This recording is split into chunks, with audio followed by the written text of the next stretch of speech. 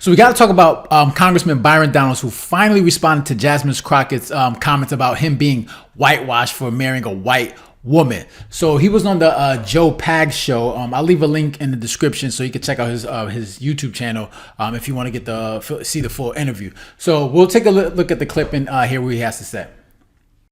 It's a clapback you've got to see. You probably heard what Jasmine Crockett said about Byron Donalds on that guy Lenny's radio show. She sat there and called out his wife because of her race and then went on this rant. Now, I interviewed Byron Donalds a little while ago. You've got to see his reaction. Do not stop watching this. It's going to blow your mind. And if we continue to put people into office, and that even means some of our skinfolk who definitely are not our kinfolk, such as Byron Donalds, who are going to continue to say that, like, I mean, the fact that you sitting around talking about life was better under Jim Crow, like, is this because you don't understand history? Or literally it's because you married a white woman and so you think that whitewashed you? All right, so let me fact check something real quick, because what she said is not true. Like, Byron Donalds never said black people had it better under Jim Crow. What he said that black families were together, you know, and what he meant by that is because at that time, even during the times where black had it really had it really bad, you know, children were being raised in a two-parent household at almost an 80% rate. Okay, compared to now, where you have children being raised in a single parent household at almost that same click. So it reversed. So he's saying even though during Jim Crow, where blacks had it really rough, families were still staying together. They were stronger because children were being raised in a two-parent household. So he never said they had it better. He just said that they were stronger. So she clearly lied, and she's just making stuff up. So let's let her continue. A white woman, so you think that whitewashes you. Well, I had Byron Donalds on. He's running for governor of the great state of Florida, and it was just a great conversation. But he went there. You got to see this. First and foremost, don't talk about my wife. Keep my wife out of this. Ain't got nothing to do with her. You can talk to me about policy anytime you want to. Secondarily, there was a couple of times on the campaign trail last year where I know I was booked to be on stage or to be in debate with Jasmine, and all of a sudden her schedule changed. She had a conflict, whatever the case might be. So if she wants to do this, if she wants to have that debate, I'm easy to find. You know, you ain't got to look hard for me. You know, I'm 6'2". You can find me. It's pretty easy.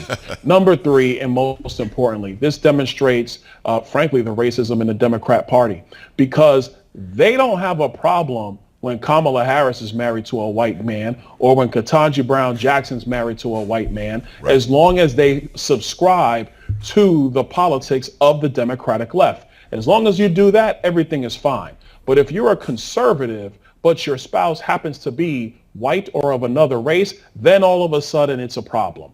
This is the racism that occurs in the Democrat Party. I'm sick of it, tired of the BS. I tell any one of them who have a concern about me and what they think my views are, debate me. And if you don't want to debate me, Google me. There's plenty of information out there, because I know that I have the facts. I have the information. I can back my stuff up. All they can do is throw out innuendos, throw out talking points. And the last thing I'll say about Ms. Crockett, and I'm going to leave it alone. Jasmine, I don't use talking points. Nobody tells me what to say. And so I know how to deliver a message because I have facts, I have logic, I use economics. I don't get into hyperbole.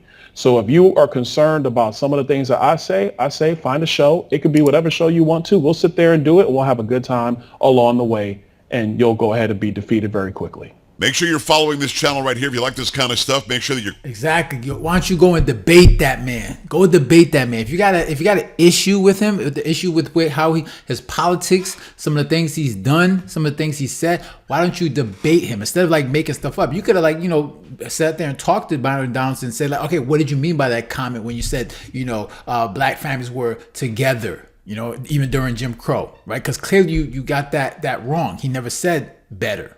All right. So you could have had a nice conversation, but you want to go in there on podcast and then make things up and then talk about how he's whitewashed. Right. And it's just funny because you never talk about, your other side, the Democrats, right? All the people that have white, husbands, wives, whatever. You never say anything about them. Right. Like Kamala Harris. Right, Ketanji Brown Jackson. These are other people that have white spouses, but you never say anything about them. But then you see a black conservative, because there's this notion that, especially with the left, that there shouldn't be any black conservatives. Like, it's, if you're a black conservative, they'll come up with all types of names, Uncle Tom Coon. It's just like, there should never be black conservatives. Even though, growing up back in the days, there was nothing but black conservatives. Most black people were conservatives. Okay, but like, if you, and during these times, if you're a black and you're a conservative, they'll come up with all types of names. Like, that's just something that just shouldn't be. Okay, and this is what they do. Like, and it's what she said was so racist. The fact that you called him whitewashed because he has a white wife, like, who cares? And then when you bring his wife into it, people start to say, okay, where's your husband? Where's your spouse? Right? You're 44 years old, no kids, no husband. What's going on with that?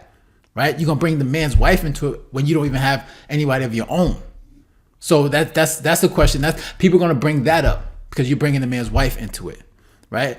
And that's the thing with the Democrats, man. This is what they do. Right. It's just like, everything has to be about identity politics. Right. So it's about race, sexism, all types. It gotta be some type of ism. It's always something. It's always something with that. They can't not have a conversation without bringing identity politics into it.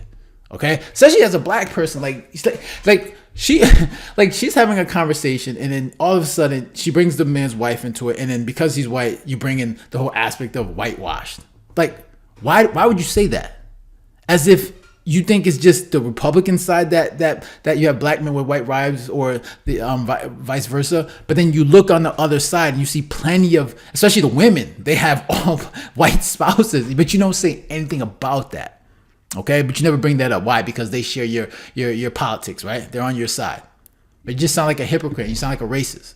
So it's just that, like, if she ever wanted to go and debate Byron Donalds about any of the issues that's going on in today's society, she will get destroyed because she doesn't know anything.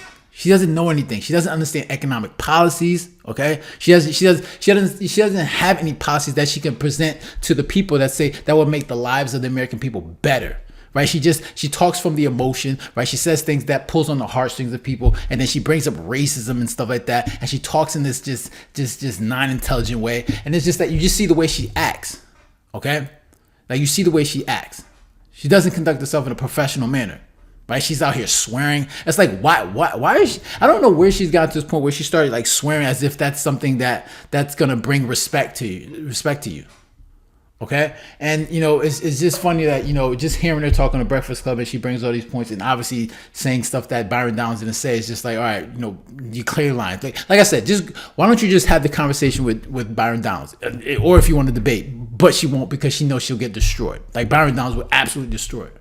Okay, that'd be an easy debate for Byron Donalds, because Byron Donalds actually has thoughts and logic in his head. He actually knows what he's talking about. He doesn't need talking points. Right, he goes on based on things that he's learned, based on things that books that he's read, economics. He understands policies, right? So, yeah. So I mean, it'd be a nice thing. It'll be a nice thing to see if Jasmine Crockett ever accepts a debate with Byron Donalds. That I would love to see that. Okay. So yeah, those are my thoughts. Interested what you hear what you got to say. Make sure to leave a comment down below, hit the like button, share, and if you haven't done so, make sure to subscribe. All right, so guys, take care. Have a good one. Later.